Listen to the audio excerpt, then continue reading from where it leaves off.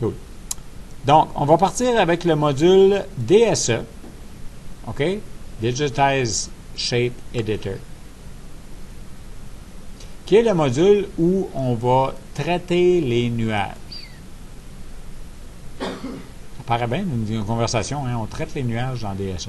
C'est-à-dire que DSE va juste me permettre de faire des opérations où je nettoie, où j'entre mon nuage de points, je le change de place, je le nettoie, je le patch, je fais différentes opérations dessus, là. Mais c'est que si je veux analyser, si je veux bâtir de la géométrie à partir de mon nuage de points, si je veux faire des choses comme ça, c'est pas là que ça va se passer, ça va être dans QSR. OK? Donc, c'est juste pour les discrétiser un petit peu parce que il faut se promener d'un à l'autre.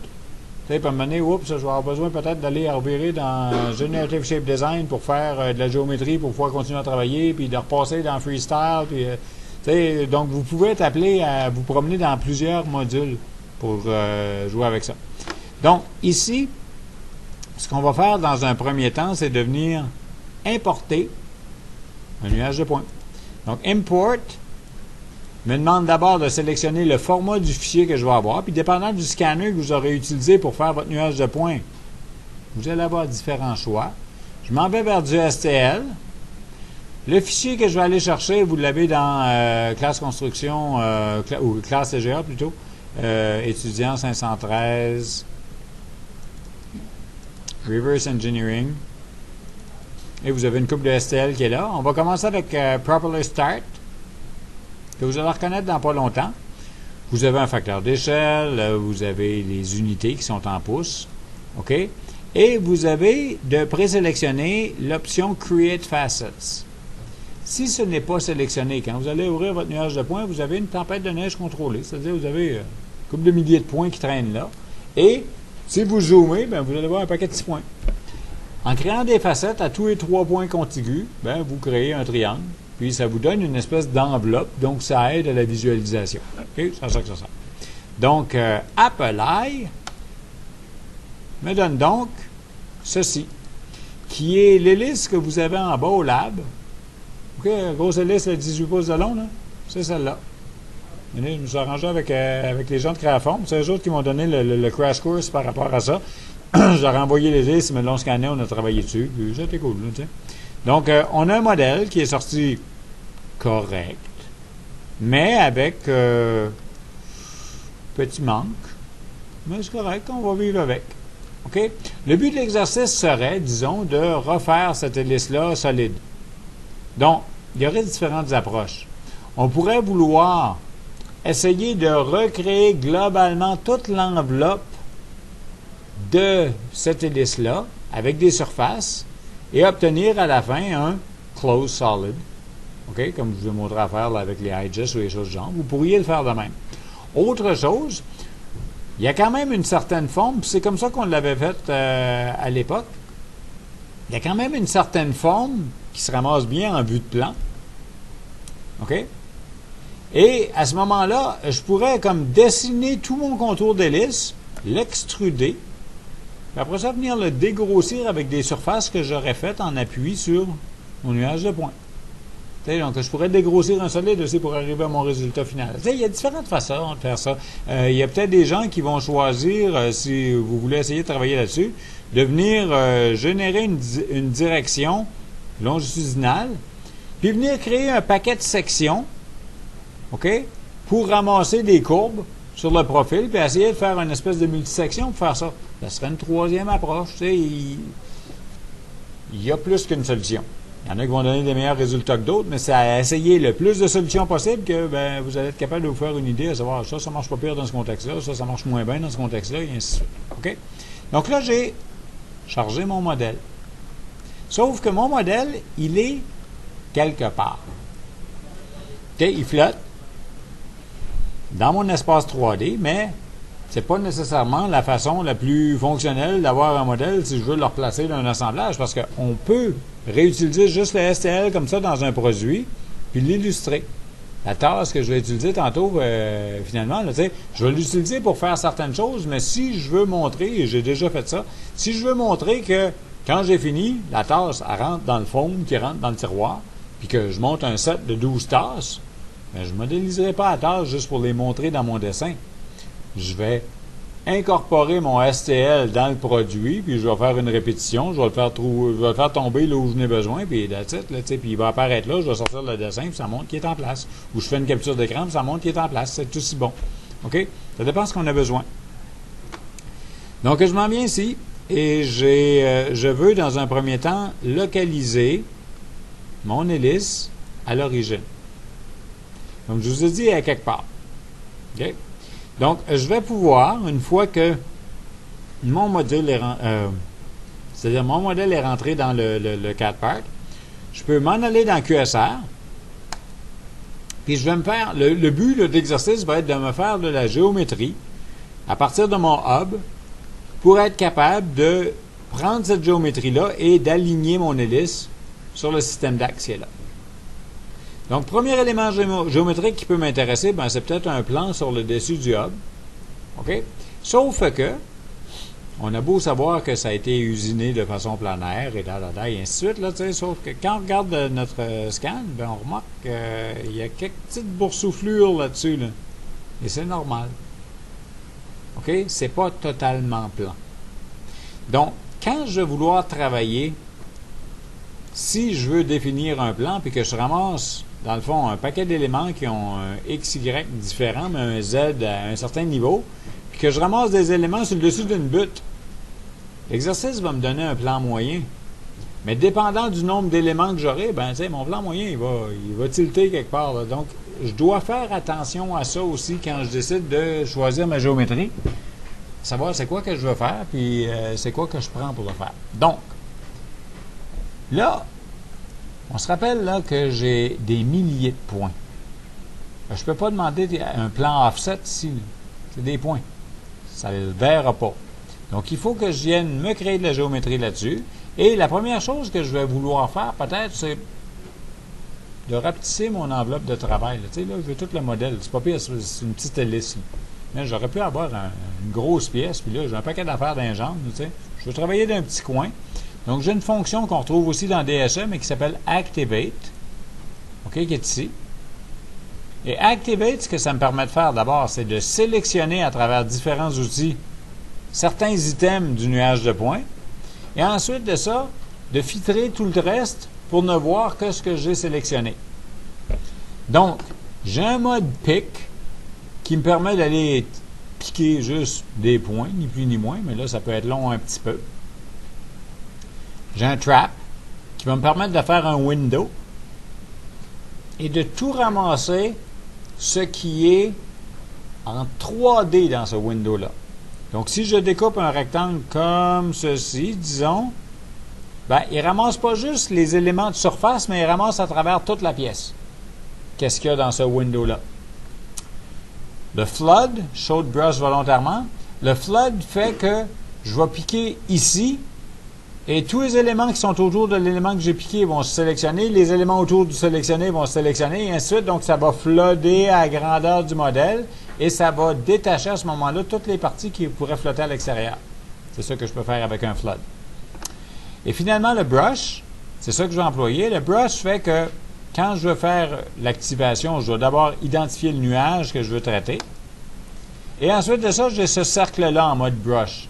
C'est ça qui est ma brosse, là, qui me permettra de sélectionner. Là, mon cercle est gros. C'est sûr que je peux grossir mon modèle, puis à ce moment-là, proportionnellement parlant, mon cercle vient de passer petit. Mais je peux aussi vouloir voir toute une portion de travail, puis là, à ce moment-là, mon cercle devient gros par rapport à l'espace que j'ai. Bouton de droite et Edit Radius. Par défaut, il est à 0.1969. Je vais mettre ça à 0.1. Ça me fait un plus petit cercle. OK? Et là, je vais venir ramasser, disons, chose comme ça. Je fais attention à ne pas trop ramasser de boss. J'aime bien penser que j'essaie d'en ramasser tout le tour du trou. Et disons qu'on y va avec ça pour me faire un plan. Donc, dans un premier temps, j'active. Ce qui me donne ceci. OK? Donc, hop! J'ai échappé ça. Et je ne sais pas pourquoi, par contre, mais j'ai échappé ça. Et parce que j'ai échappé ça, c'est bien plate, mais il faut que je recommence. Parce que si j'essaie de me faire un plan moyen avec ça, il va me sortir un plan quelque part ici, lui. Hein. Parce qu'il va calculer à cause de ce point-là.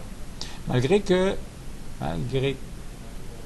non, il faut que je fasse ça. Donc, on va faire Activate All. Je reviens là. Je sais pas comment ça fait que j'ai ramassé ce point-là, par contre. Pardon?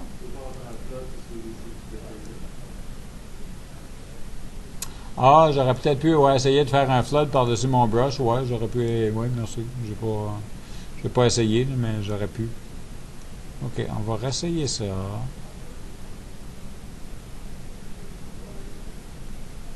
Ça, c'est pas pire. OK. Bon, ça, c'est mieux. Donc, c'est quand même relativement plat. Relativement plat jusqu'à combien? Je sais pas. On va voir ça tantôt. Maintenant, j'ai cette fonction-là qui s'appelle Basic Surface Recognition. Quand je clique ça, on me demande de sélectionner la portion du nuage de points qui m'intéresse. Et là, parce que je peux le mettre automatique, il peut calculer n'importe quoi, mais il pourrait m'offrir un donut là-dessus, alors que moi, ce que je veux, c'est un plan. Ça fait qu'en faisant ce que je viens de faire, si je fais More, j'ai une belle petite table qui ne contient rien tant que je ne fais pas Apply. Et Apply me dit maintenant que l'erreur maximum que j'ai sur les éléments que j'ai sélectionnés pour faire mon plan, c'est de 4 millième 8, avec une erreur moyenne de 7,10. Bon, c'est pas pire pour un vieux. Oui, ça fait que, oui, je suis à une certaine distance, mais c'est pas pire. Oui. Donc, j'ai eu un plan et un axe sur cette portion-là de mon hélice. Cool.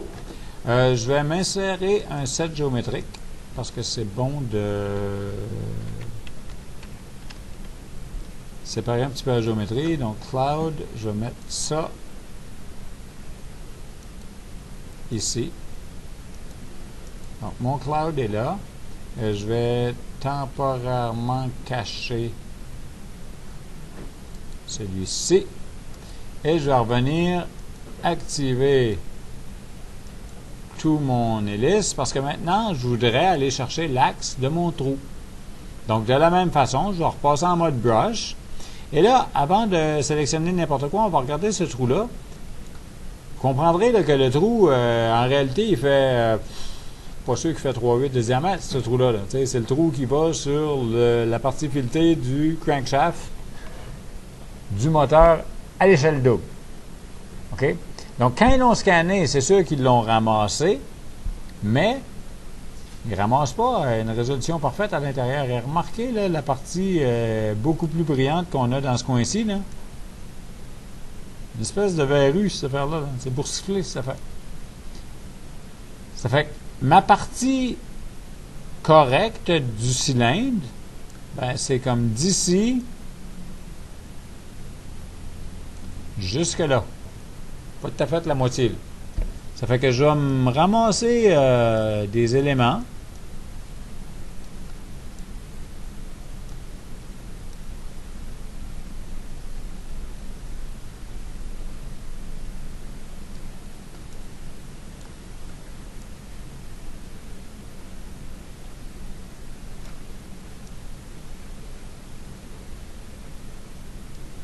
Je me ramasse des éléments comme ça. C'est pas énorme, là, mais je ne veux pas avoir de partie pour souffler. OK. Donc, avec ça, puis on voit, là, il y a quand même encore des bonnes bosses, là. Fait que c'est sûr que ça va me donner de la déviation. Mais avec ça, je viens reprendre mon Basic Surface Recognition. Je ramasse ça encore, puis là, cette fois-ci, je dis que je vais faire un cylindre. Apply. Erreur maximum de 7, c'est pas si pire. Déviation moyenne, dans le fond, erreur moyenne de 1,6. C'est pas pire pareil. Mais, c'est ça. Là. OK? Parfait. Donc, j'ai un cylindre, j'ai eu un axe. Et tantôt, j'avais eu un plan et un axe. Juste pour le fun. Je vais analyser l'axe normal à mon plan avec l'axe de mon cylindre. Oups. 2,1216 degrés. Et c'est normal. C'est normal dans le sens que je me ramasse sur des éléments qui sont dissociés les uns des autres. Pas un modèle 3D, là. C'est un scan d'une pièce existante, avec toutes les déviations que vous pouvez avoir. Donc, de faire ce que j'ai fait là m'a permis d'aller chercher de la géométrie, fine. Mais c'est croche. Et vous savez, comme moi, qu'il y a des bonnes chances que, quand cette hélice-là a été faite, si je cache pas le cloud, mais que je cache ça,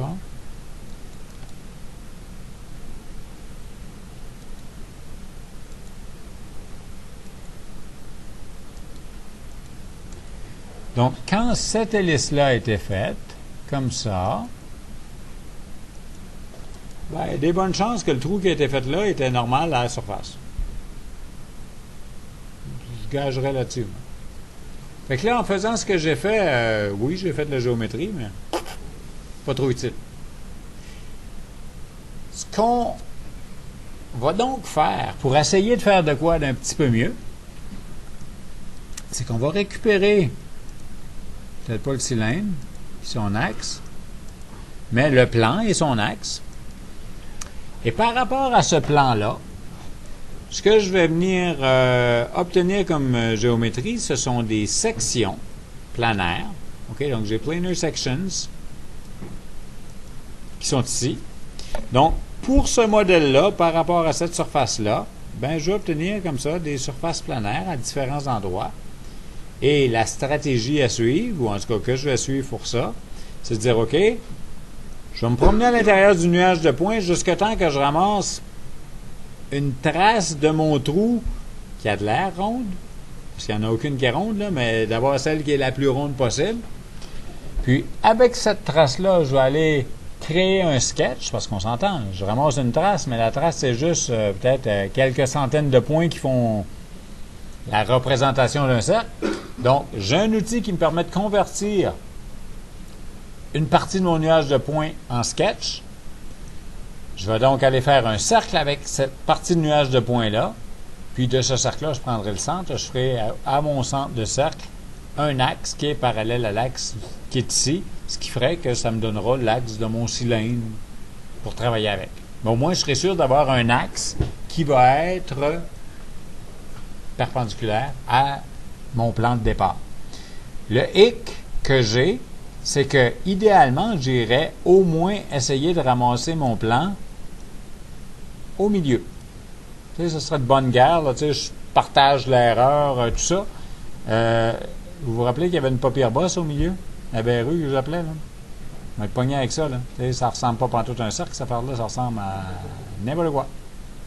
Fait que le meilleur cercle que je trouve, il est à peu près, il est pas au top, là, mais il est pas bien loin. Rendu là, je suis pas pire. Puis, pas pire, c'est un grand mot, là. Mais il est plus rond que patate. Fait que mettons que ça va être lui, là. Je fais Apply. Ça me crée un élément qui s'appelle Planar Section. Et j'accepte. Maintenant, cet élément Planar Section-là, c'est un nuage de points effoiré sur un plan. C'est ça que c'est, là. Donc, c'est encore un nuage de points, ce qui fait que je peux encore venir activer mon nuage de points. Et cette fois-ci, je vais venir activer Planar Section en mode Trap, parce que ce que je voudrais ramasser, c'est juste ça. Donc, juste cette partie courbe-là. Et je vais faire OK. Je peux maintenant cacher mon nuage complet. Et il me reste cette portion-là pour travailler avec. Et là encore, il faut que je trouve l'option. Excusez, celui-ci. Sketch from Scan me permettra de prendre mon scan.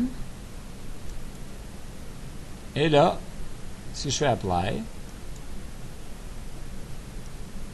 en mode primitive, je vais aller chercher un cercle et je dis OK. J'ai donc un sketch qui apparaît dans mon axe, dans mon arbre, c'est-à-dire, je viens sur ce sketch-là, j'ai un beau cercle réel qui est vert par rapport à la trace en point qui est bleutée. ce point-là, avec un petit peu de chance, je pourrais le prendre en output. Pratique les outputs, pensez-y. Ce qui me permet de revenir ici, faire en mode, parce qu'il n'est pas là par défaut, bouton de droite, wireframe. Donc, une ligne normale à la surface, qui est normale à ça, en passant par ce point-là. OK, pour un gros pouce. Donc là, je viens de me faire un axe sur le point, généré à partir du cercle, calculé à partir de la trace planaire du nuage de points de cette hélice-là. OK, donc c'est ça que j'ai obtenu. Et c'est ça qui va être ce que je considère mon axe. OK? Donc j'ai ça. J'ai mon axe, j'ai mon plan de début.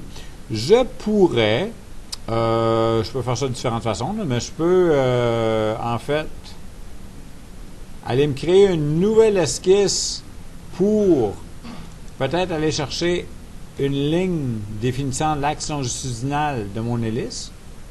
Je peux utiliser le sketch qui est là et faire la même chose en disant, OK, je vais me faire une ligne... donc, on va partir ça comme ceci. Je passe par mon origine. Je suis pas tout à fait centré. Disons qu'on va jouer ça comme ça. Je prends cette ligne-là, je la mets en output. Je sors de là. Ce qui fait que là, j'ai mon plan dans quelque chose, j'ai le point et le cercle dans quelque chose d'autre, j'ai cette ligne-là dans quelque chose d'autre, c'est un output. Donc, j'ai un paquet d'éléments sur mon hélice pour me repositionner. Je vais me repositionner via un outil qui s'appelle, que je vais retrouver, là, ça ne sera pas très long, on va le placer.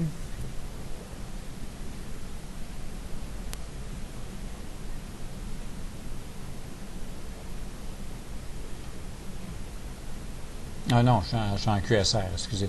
C'est avec DSE que je vais aller faire ça. C'est.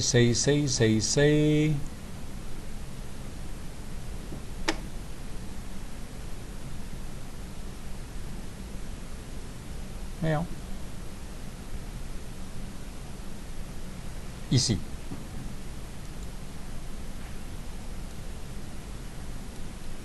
Cet outil-là qui s'appelle Align with Constraints va me permettre de dire, OK, je veux... On est là comme ça, ouais, OK. Donc, je veux prendre ce nuage de points-là et je veux ajouter la première contrainte qui fait que le plan qui est ici, je vais l'amener sur le plan XY qui est là. Je vais vouloir par la suite, disons que l'axe, donc add, je vais prendre l'axe que j'ai créé ici, que je vais amener flotter dans le plan qui est là. Et je demanderai finalement que cette ligne-ci tombe dans le plan qui est là. Et on va faire Apply. Et ce que j'obtiens maintenant, c'est l'objet déplacé, bien sûr, mais aussi une nouvelle copie de mon objet. OK, je n'ai pas déplacé le nuage de points. Le nuage original était là. C'est-à-dire, celui-là était là, je le cache. Puis, en même temps, je peux décider de ramasser tous les éléments que j'ai faits là-dessus. Donc, ça, c'était pour mon cloud. OK, ça, c'est bon. Ces éléments-là, planar section, sketch align. Je les envoie dans l'autre set géométrique. Et je cache le set géométrique, ce qui fait que tous mes éléments sont cachés avec ma pièce. Il y a eu un flip de ma pièce 180 degrés, ce qui n'est pas dramatique, que je pourrais la repositionner si je voulais. J'aurais pu canceller ça, la recommencer autrement, là, gérer mes choses. Mais pour ce que j'ai besoin, disons que ça va être correct. OK? Maintenant, je travaille dans ce sens-là, juste pour travailler sur une partie solide. L'autre bord, il y a un trou, c'est pas dramatique. Maintenant, je vais aller travailler sur ce nuage de points-là, ou je vais aller chercher de l'information sur mon nuage de points. On a vu tantôt que Planar Section, c'était déjà quelque chose de bien. OK? Puis je vais réutiliser ça tantôt avec mon histoire de tasse, là. Mais c'est qu'on peut être intéressé de juste valider à certaines positions dans le nuage qu'est-ce qu'est la forme de l'objet, qu'est-ce qu'on a comme trace à telle hauteur, ainsi de suite. OK? Je peux aussi tenter de rebâtir de la géométrie à partir de mon nuage de points. C'est là encore que Activate va arriver. Je vais rester en mode brush avec certaines valeurs comme ça, là. Puis, je vais me prendre, disons, une portion de ma surface sans ramasser les edges parce qu'il y a tout le temps de la discontinuité là-dessus. Disons que je me prends quelque chose qui ressemble à ceci.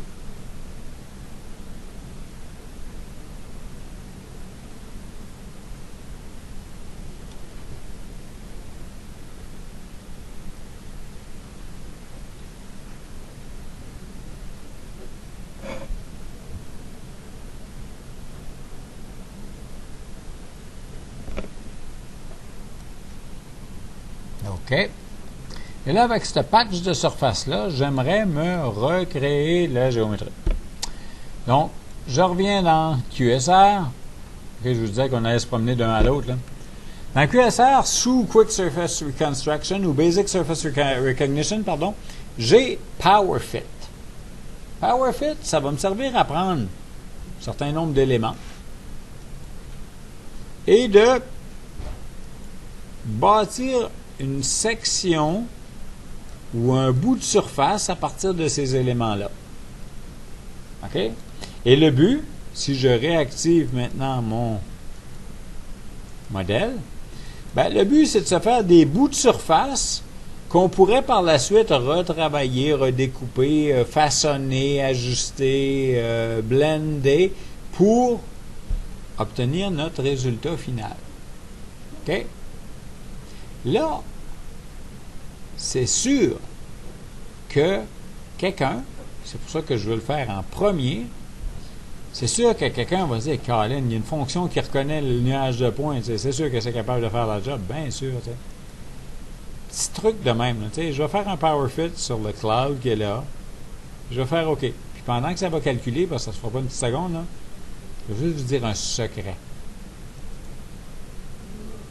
Les baguettes magiques, là, ça n'existe pas. C'est la fonction qui fait tout, là, qu'on dit, je veux un avion. Ça ne marchera pas. Il va falloir que vous travailliez pour arriver à votre résultat. Là, PowerFit, là, il a pris toutes les coordonnées des points puis il vient de me faire une méchante tarte. Tu sais? C'est un gâteau fudge avec crème glacée là, que vous avez mis sur le poêle à bois. Là. Puis là, il coule du long du poêle. C'est à ça que ça ressemble. Et je vous mettrai au défi. Je prends ça, j'en fais des vues, je mets des cotes là-dessus, puis je vous mets au défi de le modéliser, puis vous n'y arriverez pas, parce que c'est tout croche, là, tu sais. Vous ne pouvez pas modéliser ça, c'est statistique. Tu sais, l'algorithme, il ramasse toutes les coordonnées X, Y, Z, il passe ça dans je ne sais pas trop quelle série de patentes, puis il me sort ça. Tu sais? À chaque tant de temps, là, en MD1, en MD2, c'est dans le temps des projets, là, tu sais, il y a quelqu'un qui m'a dit, hey, j'essaie de me faire un avion, tu sais, il y a 8 courbes à l'écran, tu sais, puis là, on va sortir un avion avec ça. T'sais, si vous avez le loisir à un moment donné de jouer avec les maquettes virtuelles chez Bombardier, là, vous essayerez de figurer le nombre de surfaces que ça prend pour faire l'enveloppe d'un RG ou tu sais, c'est des centaines de surfaces. Là. Faites pas ça avec 3 courbes et 2 points dans l'espace. Il n'y en a pas de bouton magique qui dit faites-moi un avion, faites-moi une auto. Il faut mettre de l'huile de coude. C'est pour ça qu'on vous paye quand vous faites ces jobs-là. Parce que vous êtes capable de le faire. Rêvez-y même pas, là, vous perdez votre temps. Okay? Donc, PowerFit, c'est bon, mais des petits bouts à la fois. Okay? Celui-là, là, on l'oublie. Ciao, bye. Okay? Donc, l'idée ici serait de faire des bouts de surface, puis on ne fera peut-être pas nécessairement tout avec PowerFit. T'sais, on peut aller en chercher des bouts comme ça. Ici, on peut peut-être rouler l'équivalent d'un cylindre qui serait coupé. Il s'agit d'analyser le modèle, de regarder comment ça passe. Il y a plus qu'une façon. Comme je vous disais, moi, c'est un bonhomme de créaforme là, qui m'a donné le lead par rapport à ça. Il m'a donné une espèce de crash course par rapport à ce que je vous montre présentement. T'sais. On a passé une journée ensemble. Là, t'sais. Puis à la fin, je disais, OK, je comprends où c'est tout en bas. Là, il va falloir que je fasse mes devoirs moi aussi, puis que je manipule un peu. Tout ça, tentes-tu de me regarder ça, cette liste-là, me montrer qu'est-ce que tu pourrais faire. Là, il s'est repris à 4-5 fois, il faisait des surfaces, il les effaçait. Ah non, j'aime pas ça. Finalement, c'est un gars qui fait ça à journée longue. Là. Journée longue. C'était le kingpin de la place. Là. Puis il a gossé 45 minutes, là, puis elle n'est pas pire. Elle n'est pas belle, là, mais elle n'est pas pire. T'sais. Puis si vous avez le bouquin, là, il y a un chapitre qui parle de reverse engineering avec nuage de points. Là. Le pas pire, c'est l'image que vous avez à la fin. C'est ce que lui a fait en 45 minutes. Il savait ce qu'il faisait, là. Mais là, il faisait ah, on trim ça, ah, on va redécouper là, ah, on va faire ça. Ça sort pas de suite, là, t'sais. J'ai donné dans le passé, c'est pas exclu, mais c'est pas automatique, là. J'ai donné dans le passé, des fois, une espèce de bonus de reverse engineering où je demandais aux gens de me faire ça. Puis il y en a qui étaient tout fiers. Là, il a fait la job en 10 minutes. Bravo! 10 minutes, 10 minutes, 5 points. Parfait. Là, vous venez de m'apprendre pour 10 minutes. 10 minutes d'apprentissage, là, ça s'oublie pas mal plus vite que 2 heures d'apprentissage. Quand vous allez avoir gossé d'aplomb quelque chose, là, puis que vous allez avoir essayé, ça va vous avoir sauté d'en face, je ne sais pas combien de fois, jusqu'à temps que vous le réussissiez de la façon dont vous le vouliez l'avoir, là, vous ne l'oublierez plus jamais. Je vous garantis ça. Donc, vous faites ça pour vous autres.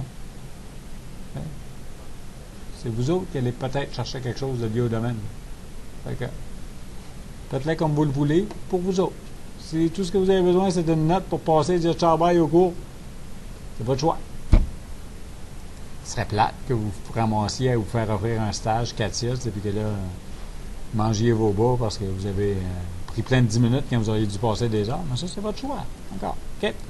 Donc, je reviens à ça. J'ai obtenu une surface. La surface que j'ai obtenue ici, le PowerFit, est quand même un élément où j'ai pas beaucoup de contrôle parce que je suis allé le chercher sur un nuage de points, mais un élément qui a un historique. Je vous parle de ça parce que avec QSR, bon, on a certaines fonctionnalités surface, dont, entre autres, une fonction Extrapolate.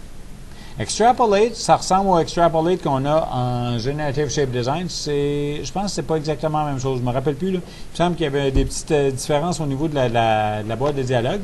Mais en gros, Extrapolate va servir à ramasser les données que vous avez, c'est-à-dire votre surface, et vous permettra de l'étirer dans une certaine direction. Mais là, il faut rester logique. Là. Extrapolate, c'est pas pour prendre un élément et l'étirer 4 fois sa longueur. Tu sais, extrapolate, on extrapole de 5-10% de la longueur, OK. T'sais, on peut se fier que ça va se générer dans cette direction-là, cool. T'sais, rendu au double de la longueur, ça puis n'importe quoi, c'est pareil. Là. T'sais, extrapolate, on va souvent utiliser ça là, quand on a une surface qui a été définie pour quelque chose, puis là, on veut faire une opération avec un solide, par exemple, la surface est un petit peu trop courte, puis il nous manque quelques millièmes. Là.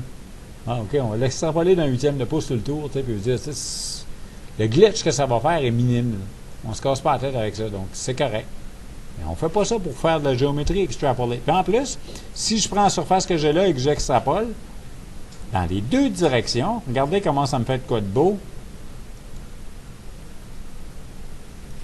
Il me fait une surface avec un coin. Bravo. On ne veut pas ça. Là. OK?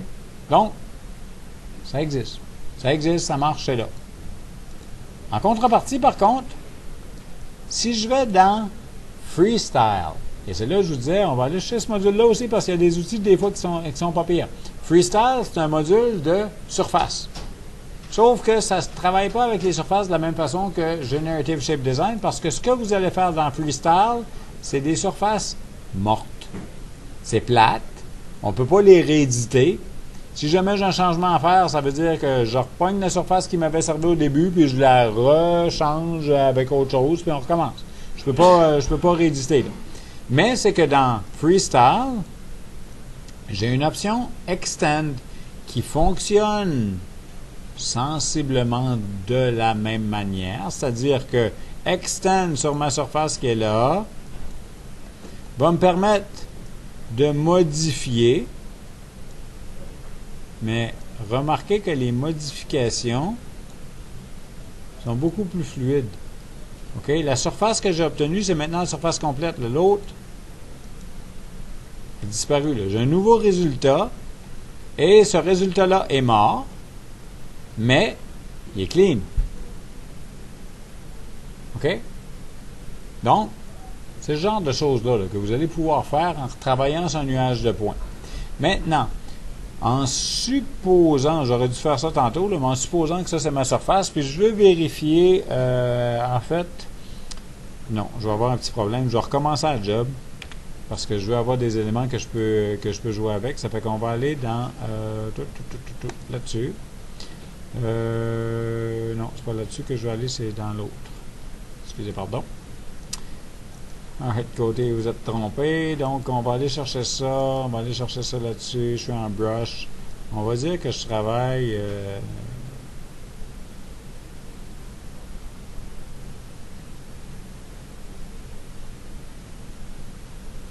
sur cette zone-là.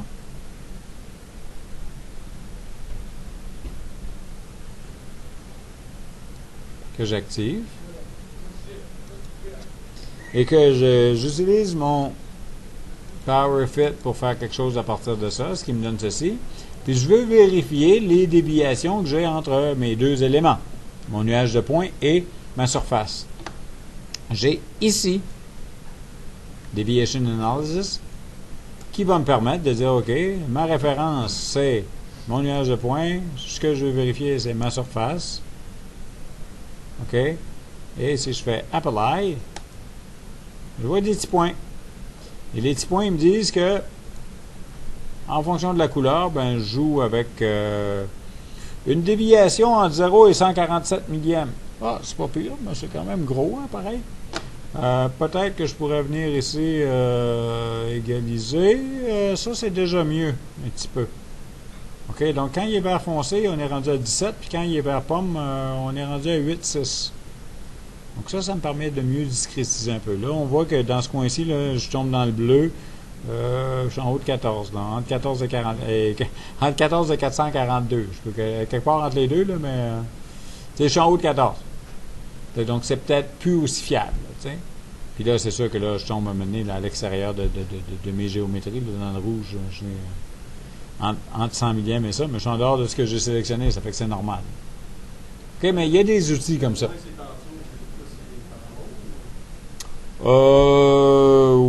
Oui. Oui, j'ose croire que ça pourrait être quelque chose comme ça, que ça marche avec le Z positif, effectivement. Mais,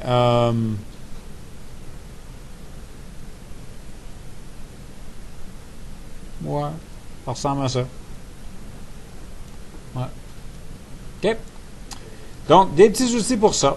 Maintenant, ouais, comme j'allais pour vous dire, OK, là, on sort de ça, je reviens réactualiser mon petit nuage.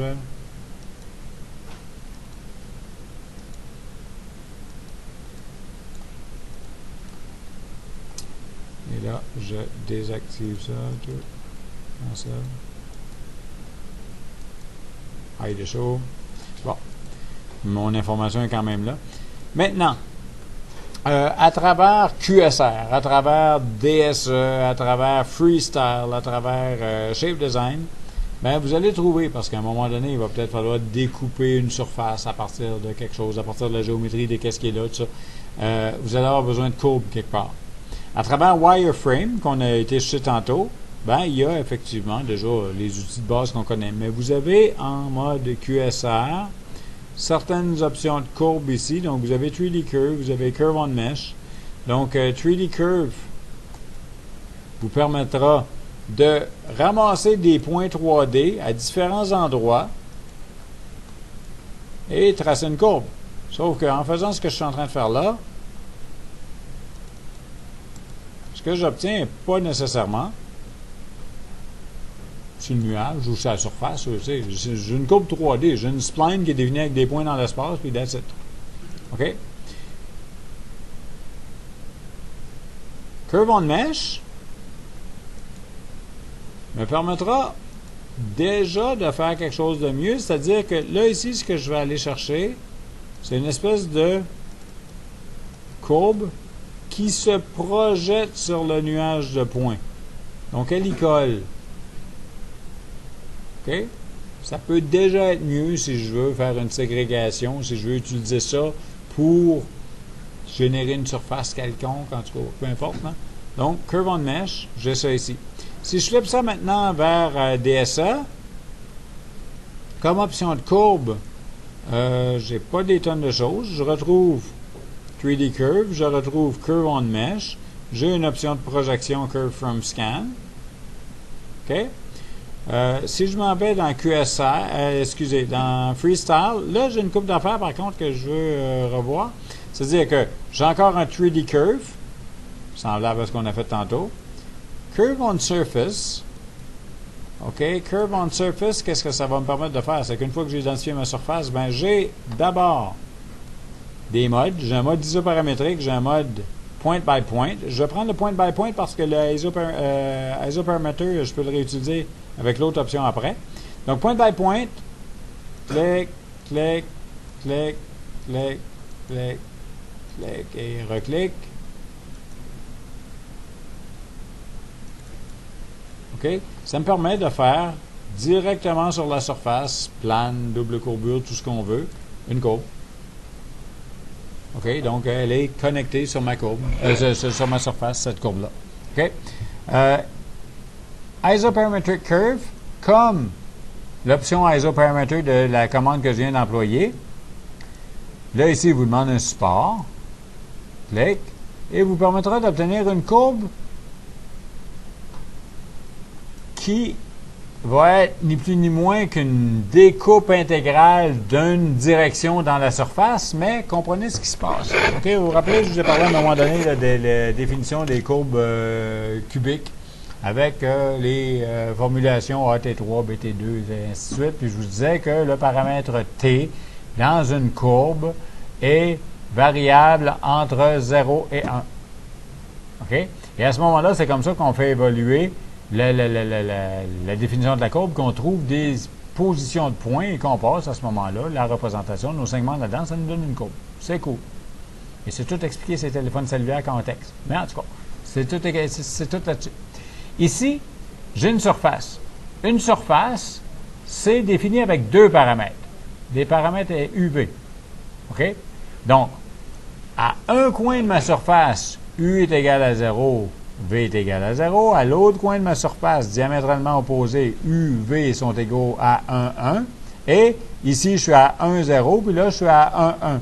Quand je définis une courbe isoparamétrique, ça veut dire qu'à une position donnée, je gèle un paramètre.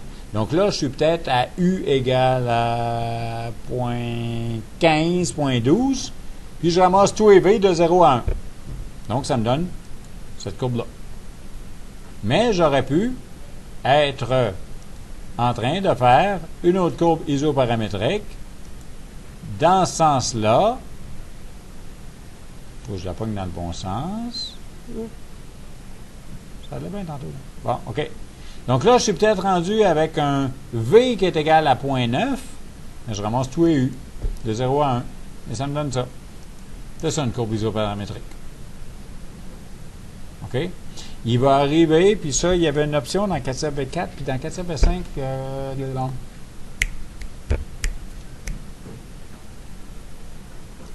il doit avoir façon de le faire, je me rappelle juste plus où. Mais on peut faire afficher, parce que là, nos surfaces sont ombragées. Mais je peux faire afficher mes surfaces juste en mode isoparamétrique. Là, ça vient rien changer. Si j'y vais comme ça,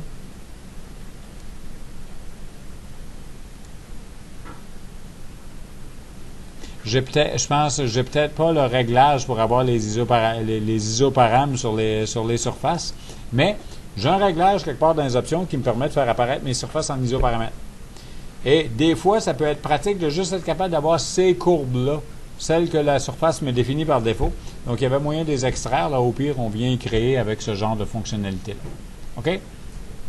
Donc, j'ai ça, j'ai de la projection de courbe et j'ai, donc, des outils pour aller me définir la géométrie puis jouer avec. OK? Donc, ça, c'est pour partir d'un nuage de points qui est rendu propre, là, puis bâtir la géométrie dessus si vous voulez essayer de vous refaire un solide. Je sais que dans certains cas, vous avez utilisé là, les STL, des pièces Lego pour aller prendre vos dimensions. T'sais.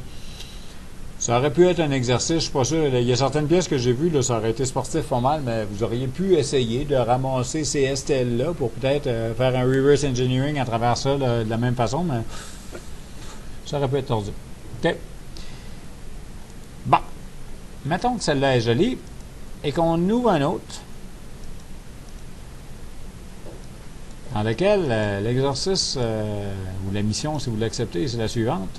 Je m'en vais dans mon DSA et je veux importer une tasse que je vais vouloir analyser et utiliser pour faire une découpe d'un foam pour être capable d'en rentrer 12 dans un beau petit tiroir. Et là, la tasse, ça m'apparaît comme je l'ai obtenue avec mon scan, parce que, tu sais, la tasse, elle ne flotte pas dans le vide. Il a fallu que je la dépose quelque part. Fait qu'on avait un petit support avec... puis là, on a... Dans certains cas, il ne faut pas mettre de pointeur sur les objets. C'est parce que pour être capable de scanner, le scanner, il fait bien ce qu'il peut, là. Mais pour se retrouver dans l'espace, il a besoin de points. Puis il se bâtit une espèce de grid tridimensionnel. Puis à partir de ce grid tridimensionnel-là, ben, il positionne les objets dedans. Donc là, ce qu'on avait développé, c'est une espèce de petite table avec des supports. Puis les parties rondes, là, c'était là où il y avait des spots, justement, parce que les spots sont automatiquement enlevés là, du scan. Donc, il n'y avait rien sur la tasse, mais il y avait des spots un petit peu partout. Puis là, on scannait tout le tour, puis ça donnait ça. Donc ça, c'est un modèle natif, tout crotté, avec du bruit. Parce que quand vous voyez là, des tempêtes de neige qui flottent au-dessus, là, c'est quelque chose que le scanner a ramassé quelque part dans l'opération. Ça s'appelle du bruit. Noise. OK? Donc, c'est bien joli, mais pas ça que je veux. Là. Je veux une tasse. Je veux une tasse travailler dessus. Donc, première chose que je vais faire, c'est peut-être de nettoyer mon modèle. Puis là, dans DSE, j'ai la possibilité de venir enlever un petit peu de la matière à l'aide de Remove. Donc, ça peut être une façon de partir. Il y a différentes façons là, de le travailler, mais là, je vais me faire de la place autour de mon modèle en utilisant Remove, là-dessus, à travers un trap, et je vais venir trapper ça. Et comme je vous disais tantôt, une trappe, c'est 3D, là. C'est cette boîte-là que je viens de faire. Ça vient de passer à travers toute la section. OK, en fonction du point de vue que j'avais. Moi, j'ai fait une trappe rectangulaire qui ressemblait à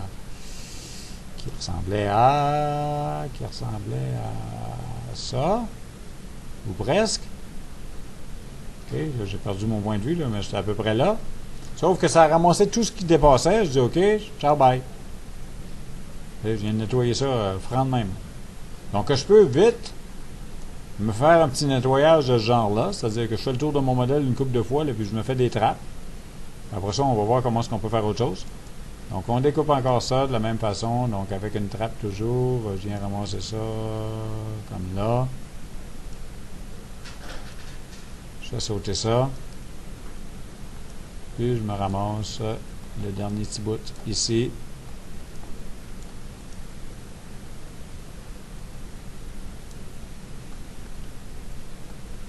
Ça me fera de la place à travailler. Donc, on vient faire un dernier remove de ça avec ma trappe.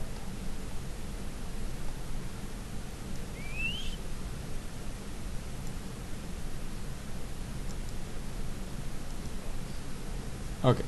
Bon. Donc, ceci, ouais, je pourrais effacer ça, mais ça va sauter tantôt tout seul. Là, je vais revenir me faire de la géométrie comme tantôt, parce que il y a deux affaires que je veux. Première des choses, je n'irai pas me localiser à l'origine, ça serait une bonne idée, par contre, là, de repositionner ça, mais je vais sauter cette étape-là, parce qu'on a vu tantôt que ça prend du temps, là, puis vous l'avez vu, vous regarderez la vidéo. Mais c'est surtout qu'il faudra refaire la même chose. Ce serait une bonne idée là, de mettre l'axe de la tasse à l'origine, puis de mettre la base sur XY peut-être. Là. Mais je vais surtout passer en QSR. Je vais venir m'activer peut-être en mode brush cette fois-ci. Pour marquer que dans la table, là, il y a des petits carrelages. Je vais venir me ramasser quelques petits points à ce niveau-là. Voilà, je ne veux pas avoir des points nécessairement partout, là. Mais je vais éviter les bosses que je peux rencontrer. Là, ça, c'est pas pire. C'est pas pire, ça. Voilà.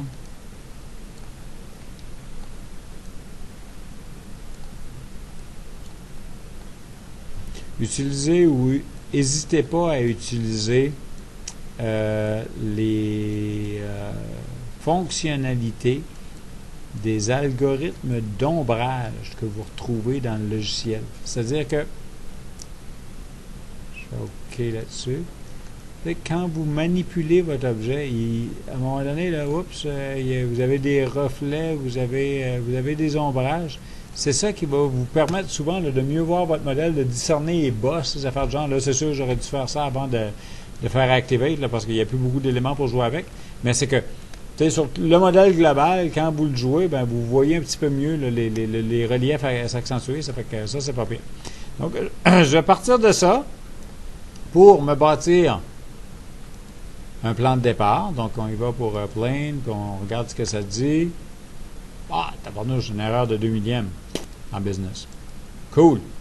Donc, je ramasse ma tâche, je l'active complètement. Et là, je vous remonte. Regardez, c'est sûr que si à un moment donné, je ne fais pas attention, je vois plus. Là. Je suis plus capable de voir les bosses à cause des reflets, mais si je rejoue un petit peu, je suis capable de les voir pas mal plus clairement. Okay? Donc, c'est ça l'idée. Utiliser l'éclairage par défaut. Donc là, j'ai un plan au niveau de ma tasse, au niveau de la base de ma tasse. Donc, c'était là, en principe, que la base était appuyée.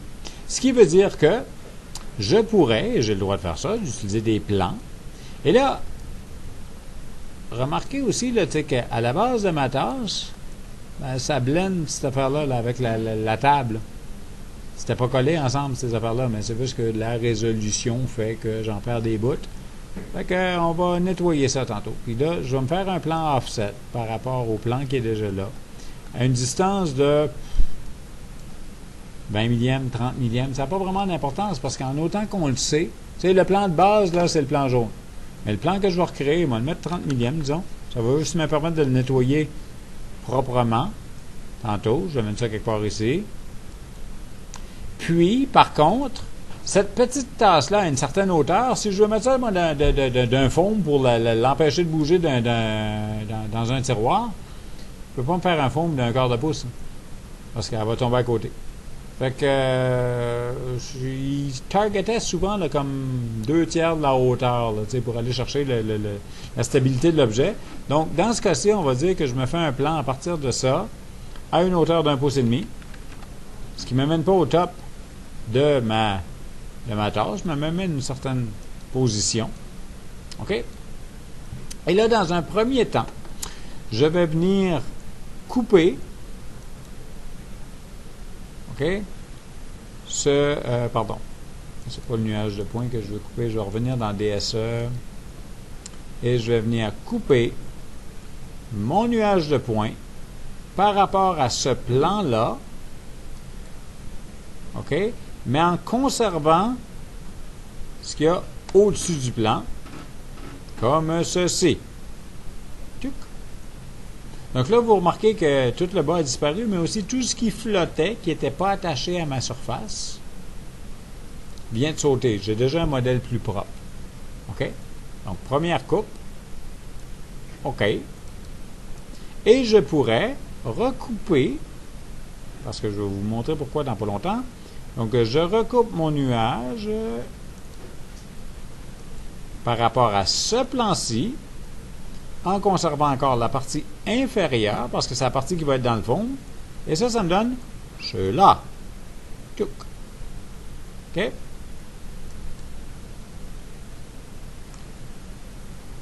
Pas vrai. On recule en arrière.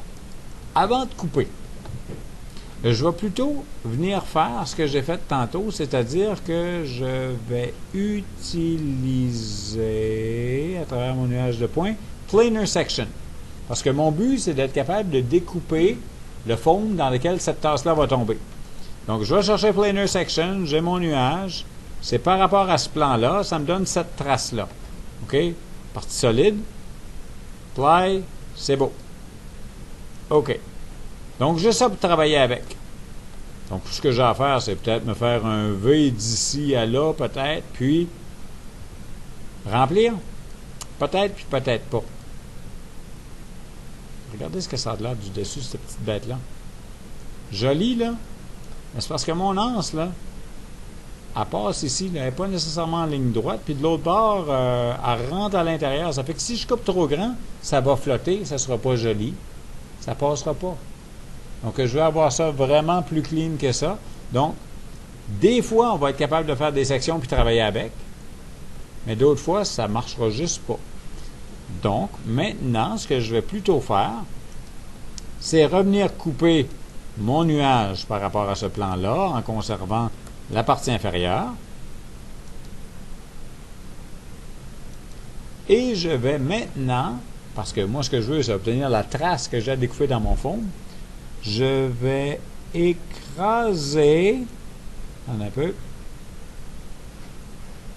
mon nuage de points dans un plan. Donc, je vais faire Projection on Plane de ce nuage-là sur ce plan-là, ce qui va me donner la jolie tarte qui est ici.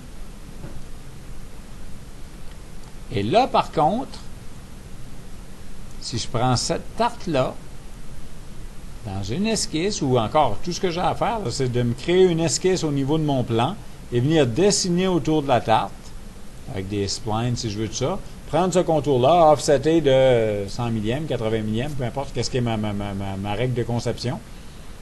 Puis là, j'ai l'image de ce qu'occupera le bas de ma tasse dans le fond. Donc, il faut au moins que je découpe cette forme-là pour être sûr que toute mon anse entre correctement.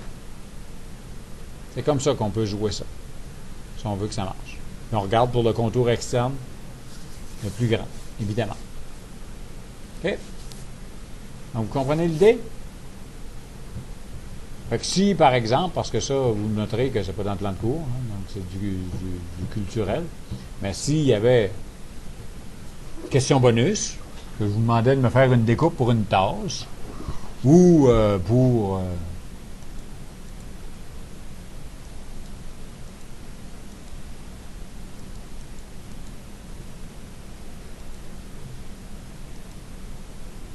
une coupe.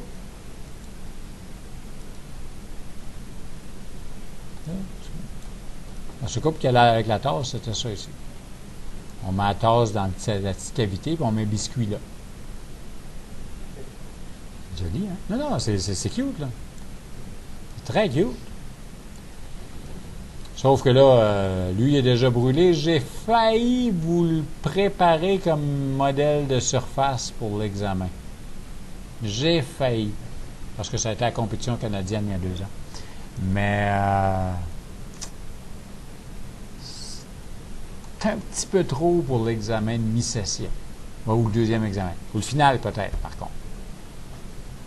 Mais là, je vais voir. Je vais peut-être vous rendre l'examen. Je vais peut-être vous donner juste le dessin pour de la pratique. Là, mais c'est un beau petit modèle, pareil. Là, je pourrais vous le donner en reverse engineering. Regardez ça, il y a belle courbe, pareil, là-dessus. Imaginez si je vous donne le dessin et qu'il faut le faire pour vrai en plus. C'est bien plus plaisant. Hein? Puis je suis sûr que je pourrais trouver d'autres modèles scannés de théière ou de bel genre. Intéressant à travailler. Des questions? Non? OK. On cesse l'enregistrement, je vous libère puis je vous laisse jouer avec ça. Have fun!